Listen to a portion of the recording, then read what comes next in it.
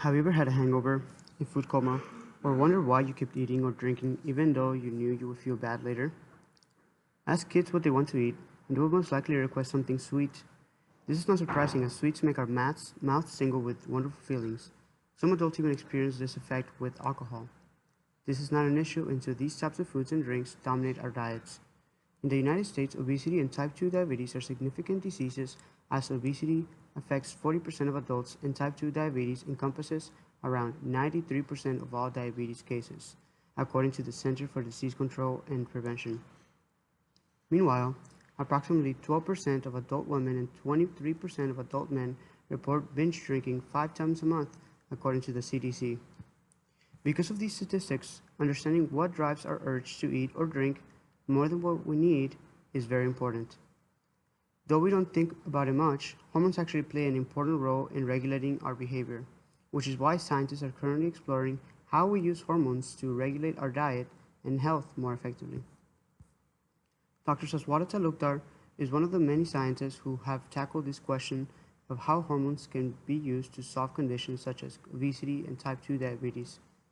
Dr. Talukdar and his team conducted studies analyzing FGF21, a hormone found in rodents and primates, including humans, and its effects on sweet and alcohol preference in mice and in sweet preference in monkeys. They approached this question by placing a mouse in a cage where they could choose to drink water or a sweetened beverage. They repeated this process multiple times using normal mice and mice that were genetically modified to have high levels of FGF21 hormone. They did this test with analogous monkeys that received FGF21 as well. In the end, they found that mice and monkeys that had more FGF21 had lower preference for sweets. Dr. Talukdar's team also explored how the mice responded if they had to choose between alcohol and water. They found that mice with more FGF21 drank less alcohol.